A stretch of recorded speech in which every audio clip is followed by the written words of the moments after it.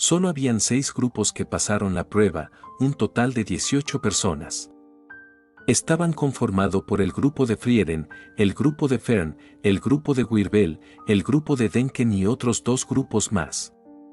La siguiente prueba se llevaría a cabo en los siguientes 3 días, hasta entonces no se daría ningún detalle.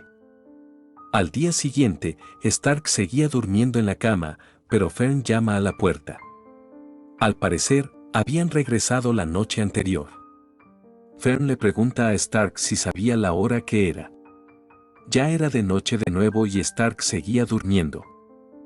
Fern se enoja con Stark, pero también recuerda que Frieren también se acababa de levantar, así que arma un berrinche otra vez.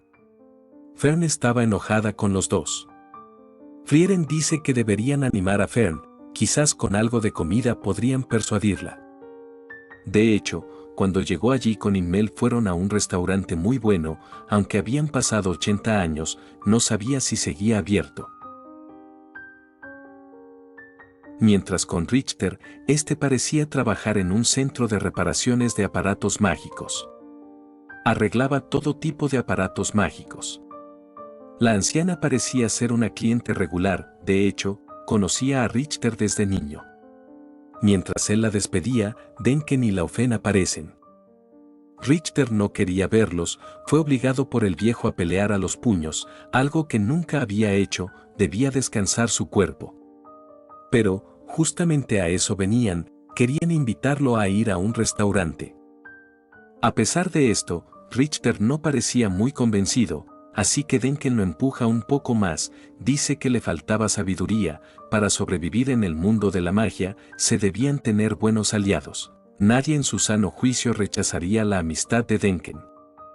Richter acepta, pero le pide al viejo que elija rápido, no lo esperaría por mucho tiempo, pero Denken ya tenía un lugar en mente, hace años visitó un restaurante con su difunta esposa, su sabor era inigualable y, al parecer, seguía abierto.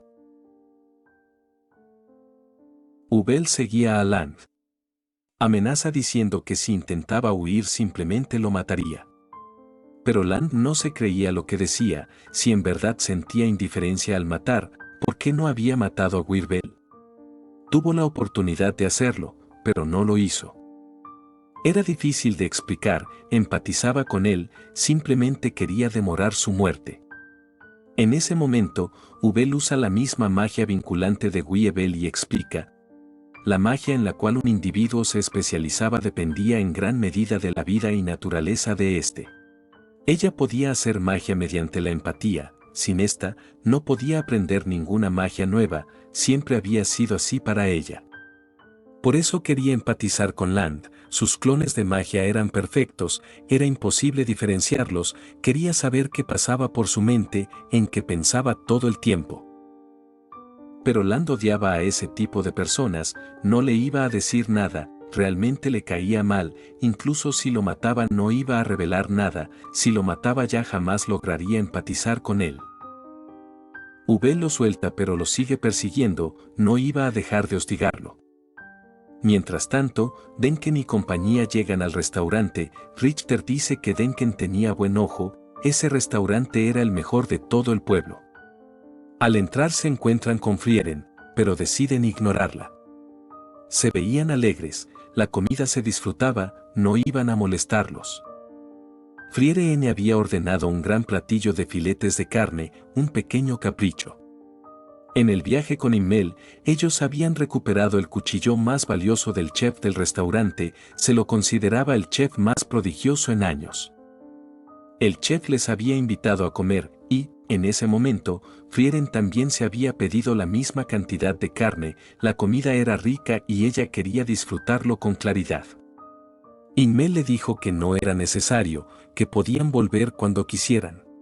Pero, Frieren no quería, ya le había pasado muchas veces que pensó que podría hacer eso, pero nunca pudo experimentar el mismo sabor en la comida.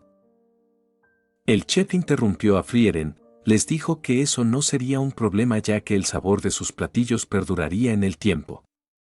Pero eso era lo más hipócrita que Frieren había escuchado decir a un chef, todos ellos siempre decían lo mismo. Decían eso, pero luego cambiaban el sabor de un platillo antiguo para intentar dejar su propia marca. Pero el chef estaba seguro de sí mismo, ningún sabor en el mundo podría sobrepasar al suyo, si le cambiaban algún ingrediente sería solo para empeorarlo. Entonces Himmel le encomendó esa tarea, como recompensa por haber recuperado el cuchillo que supuestamente tenía un valor incalculable. Himmel pidió que lograra lo que ningún chef pudo lograr nunca, que el sabor perdure. Pero a pesar de todo el entusiasmo que puso, el sabor había cambiado igual, aunque no parecía que tendrían que buscar un mejor restaurante, porque eso era lo más rico que había probado desde lejos. Luego de la comida, Fern parecía feliz de nuevo, estaba otra vez de humor, pero al parecer Frieren no lo estaba tanto, sus ahorros secretos se habían ido. Al día siguiente, Stark estaba entrenando la concentración, un anciano estaba a su lado, hablaba de la iluminación y el verdadero significado de las batallas, no había nada que podía enseñarle a ese chico. Mientras el anciano se iba, Frieren le pide ayuda a Stark. Fern estaba enojada, incluso peor que ayer. Frieren estaba a cargo de las compras ese día, pero se la había pasado durmiendo. Fern era una bomba de tiempo y si explotaba, te ignoraba completamente. Stark le pide a Fern que perdone a Frieren. Ella estuvo reflexionando bastante sobre ello y estaba realmente arrepentida. Pero Fern no parecía escucharlo, en cambio, le pide que le compre bocadillos. Mientras los tres se alistan para salir, Frieren se pregunta si aún le quedaban ahorros secretos que gastar. Mientras tanto, Khan estaba apoyada en el borde de un puente, Wirbel parecía estar reclutando guerreros. En eso llega la Gwine, al parecer, Khan la estaba esperando a ella. Venía con un vestido nuevo, sus hermanos habían llegado a la capital y le compraban demasiado cada vez que venían, la trataban como una muñeca para vestir.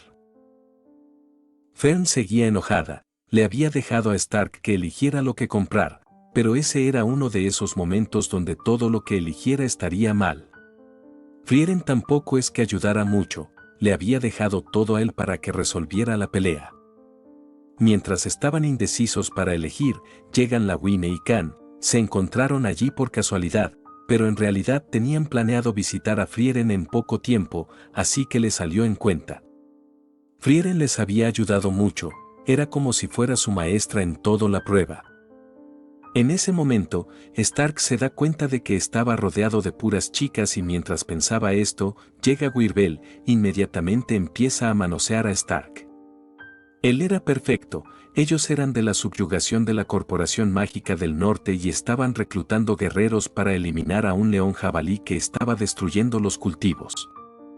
Wirbel recién se percataba de los demás, así que les pide permiso para llevárselo y al parecer, Fern no le importaba que se lo llevaran.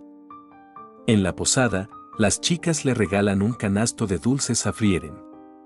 Si Frieren no hubiera estado con ella, no habrían sido capaces de pasar, ellas dos le estaban muy agradecidas. Eso le hace recordar a Frieren sus viajes con Himmel, él había salvado a una niña de un monstruo.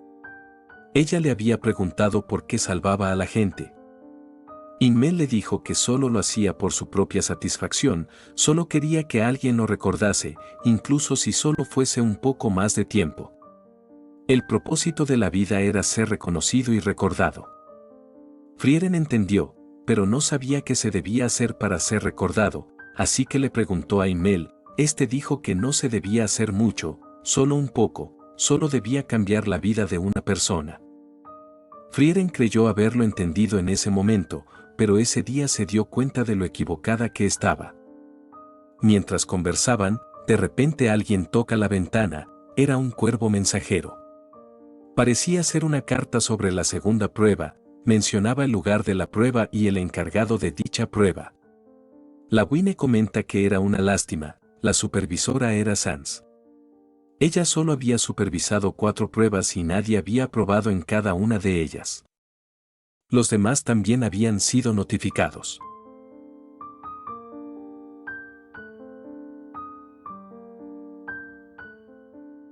Ciertamente, los requisitos de Sans eran demasiado exigentes, pero a diferencia de su compañero, ella era una pacifista.